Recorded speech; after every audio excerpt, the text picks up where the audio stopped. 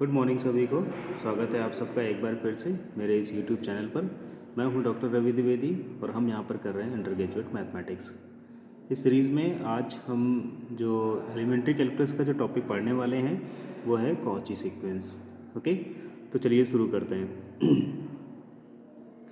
जिन लोगों ने अभी तक हमारे जो पुराने वीडियो हैं सीक्वेंस से रिलेटेड वो नहीं देखे हैं, मैं उनको सजेस्ट करूंगा कि पहले वो जाएं, उन वीडियोस को देखें, है ना। बेसिक जो कॉन्सेप्ट है सीक्वेंस से रिलेटेड उसको समझें, उनकी टर्मिनोलॉजी को जानें और फिर इस वीडियो को देखें फॉर बेटर अंडरस्टैंडिंग, तो उन्हें और अच्छे से समझ में आएगा। ठीक है, तो चलिए शुरू करते हैं। कॉची सीक्वेंस, कोई भी सीक्वेंस an जो कि रियल नंबर की है उसको हम लोग कॉची सीक्वेंस बोलेंगे। ठीक है, if for given epsilon greater than 0 there exist एक नेचुरल नंबर n नॉट, हमें इस तरीके से मिल जाता है कि am माइनस an की जो वैल्यू है वो लेस देन एप्सिलॉन है for every m n greater or equal to n not.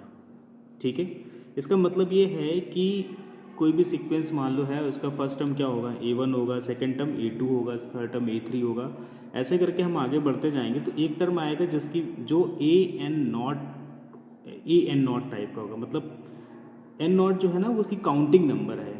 तो एक ऐसा टर्म मिलेगा जो जिसकी वैल्यू an नॉट होगी।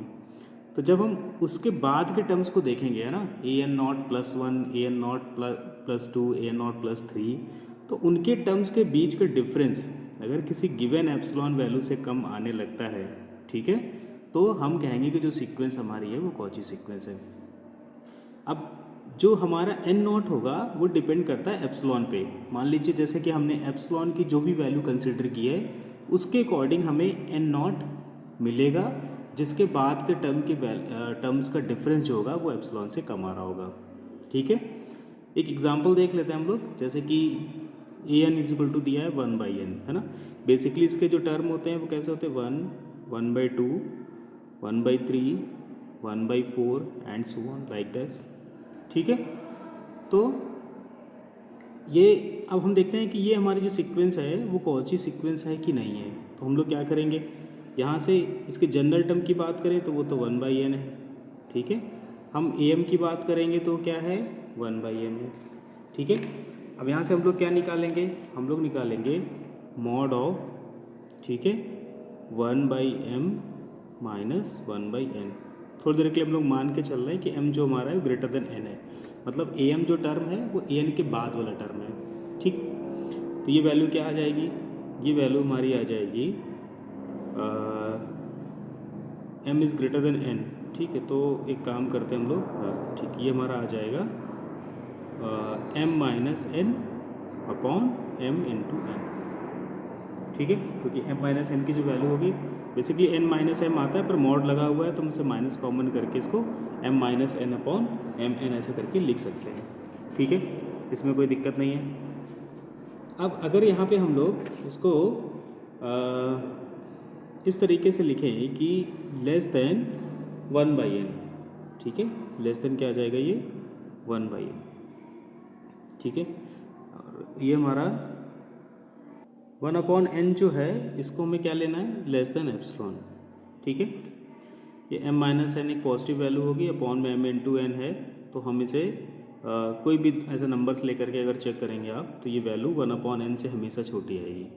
ठीक है, अब देखो यहाँ पे कि क्या हो सकता है यहाँ पे, तो यहाँ पे अगर हम लोग 1/n लेस देन एप्सिलॉन है तो n हमारा क्या होगा, ग्रेटर देन एप्सिलॉन, n की वैल्यू क्या होगी, greater than epsilon.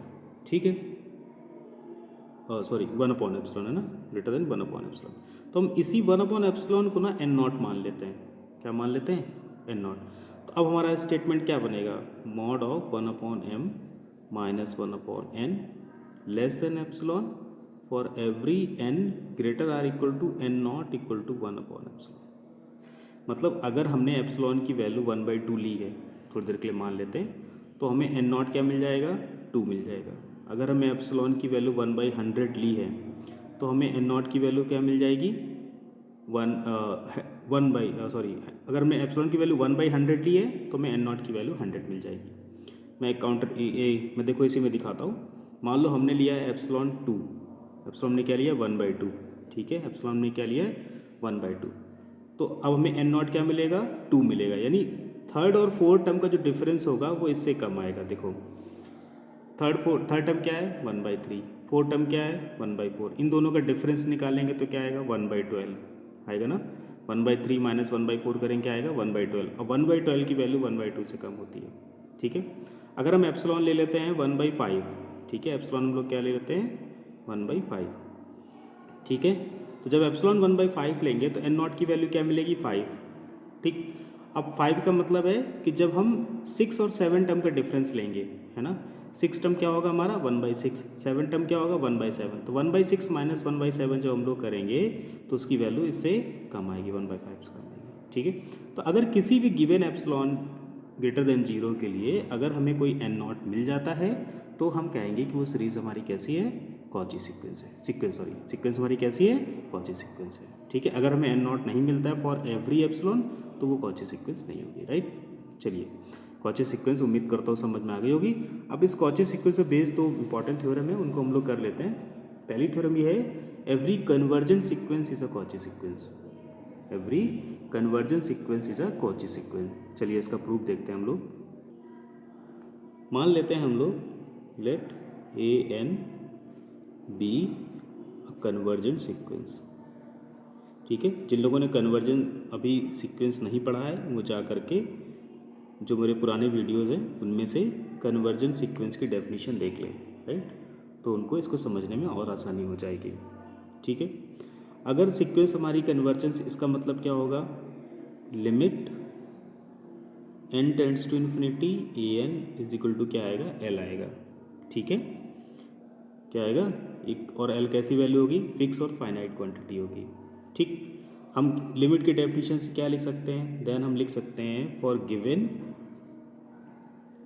Epsilon greater than 0 there exist n naught capital N such that क्या होगा, mod of A N minus l, है ना, ए एन और एल के बीच का जो डिफरेंस होगा वो लेस देन एप्सिलॉन होगा, हम एप्सिलॉन बाई 2 मान लेते हैं for our convenient, for every n greater or equal to n naught, ठीक है।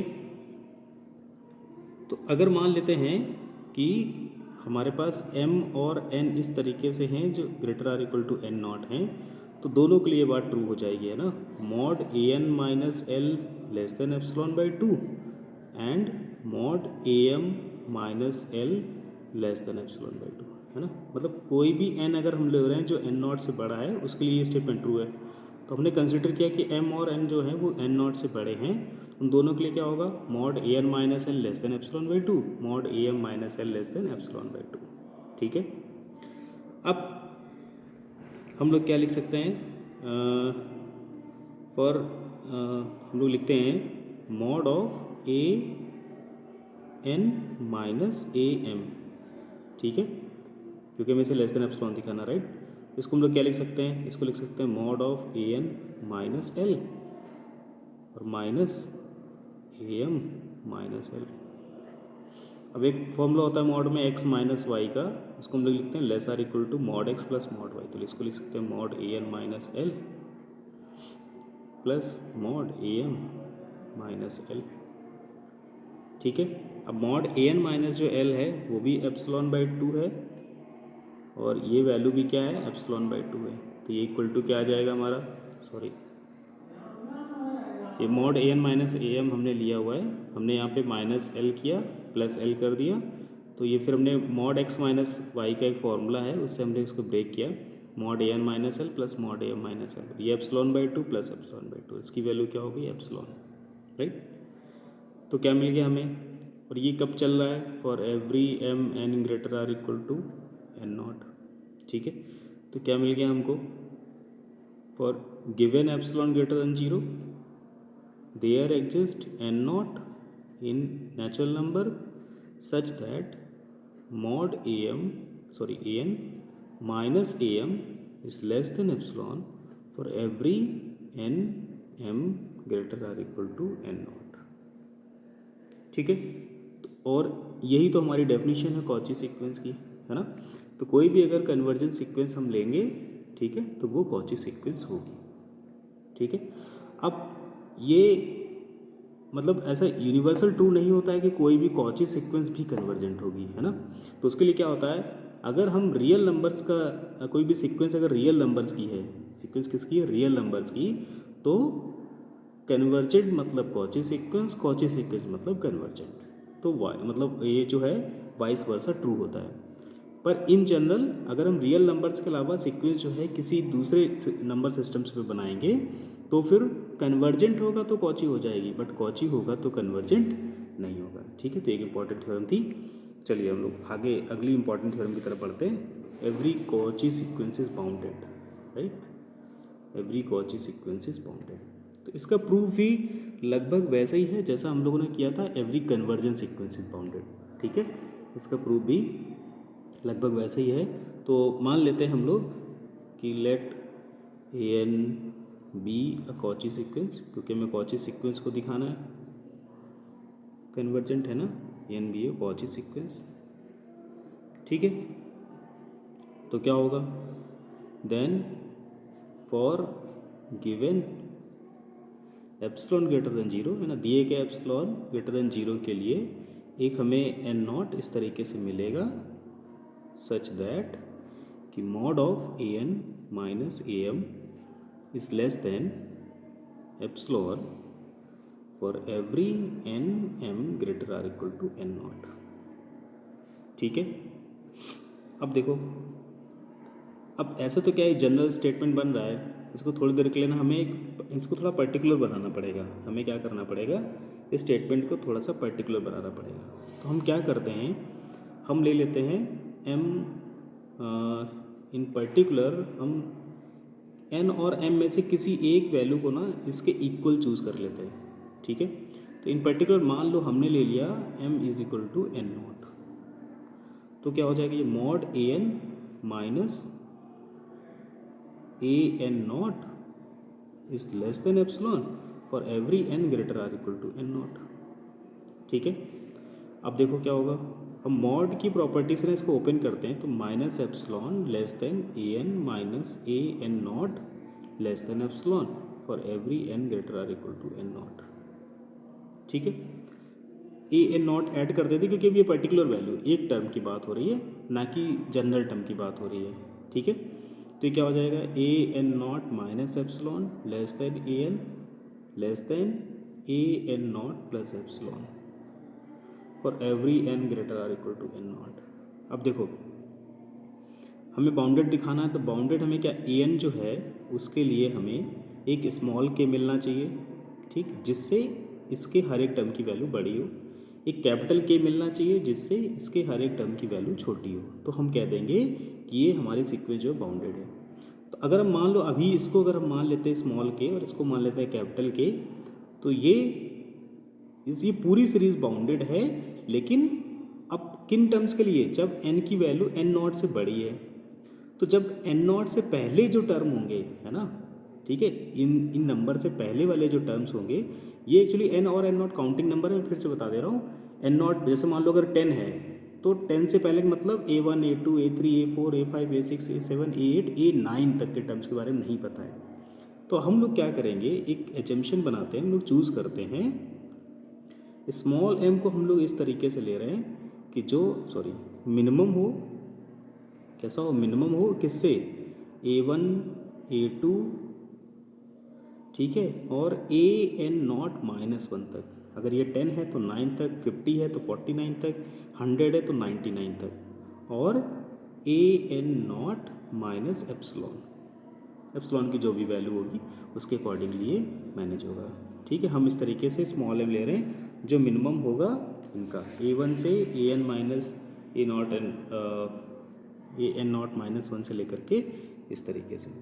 ठीक, अब इसके बाद एक कैपिटल M बनाते हैं, जो क्या होगा, मैक्सिमम होगा a1 a2 a N not minus 1 and a N not plus epsilon.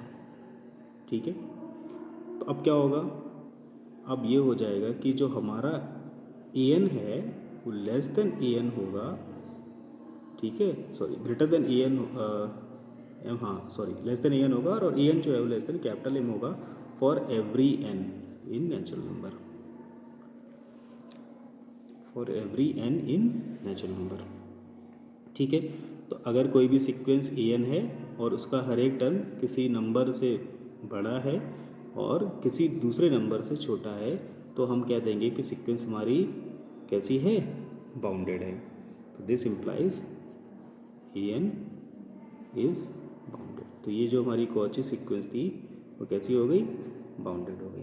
ठीक है, सेम जैसे कि कन्वर्जेंस सीक्वेंस बाउंडेड होती है बट उसका कन्वर्स ट्रू नहीं होता है, उसी तरीके से कॉची सीक्वेंस भी है ना। ऐसा नहीं कि हर एक बाउंडेड सीक्वेंस जो है वो कॉची सीक्वेंस हो जाएगी। लाइक एक हम अगर एग्जांपल ले लें कन्वर्स के लिए, an is equal to -1 to power n। ठीक है, तो ये बाउंडेड है बट ये कन्वर्जेंट नहीं है। जैसे सेम एग्जांपल हमने वहाँ पे भी लिया था, सॉरी बाउंडेड है लेकिन कॉची सीक्वेंस नहीं है ये, है ना। और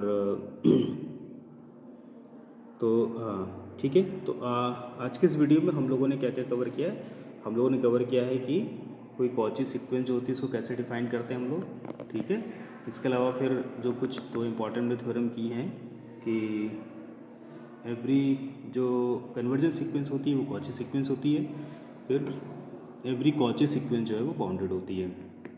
ठीक है, तो आज की वीडियो में बस इतना ही, मिलते हैं हम लोग अगले वीडियो में। अगले वीडियो में हम लोग कॉची जनरल प्रिंसिपल करेंगे कन्वर्जेंट का, और इसके अलावा कुछ इम्पॉर्टेंट क्वेश्चंस भी करेंगे। ठीक है, तो तब तक के लिए बने रहिए हमारे इस यूट्यूब चैनल पर।